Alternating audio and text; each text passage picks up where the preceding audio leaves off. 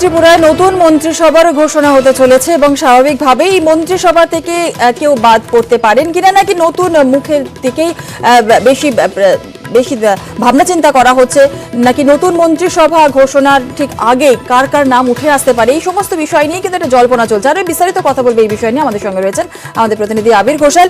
আবির, ত্রিপুরার অন্দরে এই মুহূর্তে কি কথা চলছে?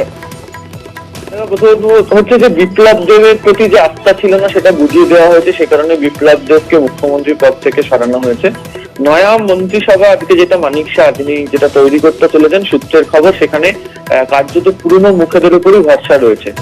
যেটা বাদ যাচ্ছেন সেটা হচ্ছে জোটসঙ্গী দল আইপিএফটির তরফ থেকে মন্ত্রী ছিলেন মহকুমার জান্তিয়া, তাকে সেখানে সরানো হয়েছে। পরিবর্তে তার দলে একটা নতুন মুখকে নিয়ে আসা হয়েছে।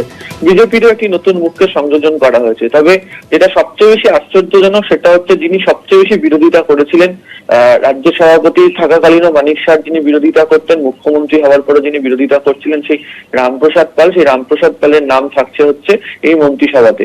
একই সঙ্গে হচ্ছে উপমুখ্যমন্ত্রী জিষ্ণুদেব বর্মা, তার নামও থাকছে উপমুখ্যমন্ত্রী হিসেবে, তার নামই প্রস্তাব করা হচ্ছে। যদিও জিষ্ণুদেব বর্মার ছেলের গত সপ্তাহে একটি আচরণ পার্লামেন্টারি কমিটির সদস্যদের সঙ্গে যে ভিডিও ভাইরাল হয় তার জেরে কার্যত বিজেপি নেতৃত্বকে এখানে মুখ করে তারপরে জিষ্ণুদেব বর্মাকে এই মন্ত্রিসভাতে রাখা হচ্ছে।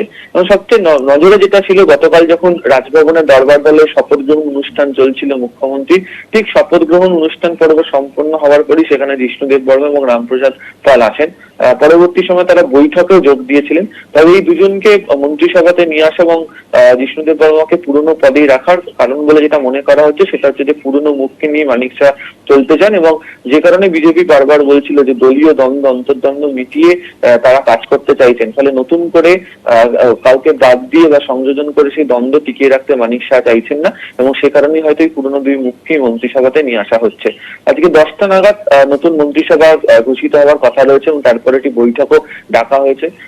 বেশ কতগুলি কাজ নিয়ে সেখানে সিদ্ধান্ত জানানো হবে এবং তারপরে হচ্ছে মুখ্যমন্ত্রী হিসেবে দপ্তরেও যাবেন হচ্ছে ডক্টর মানিক শাহ। ধন্যবাদ।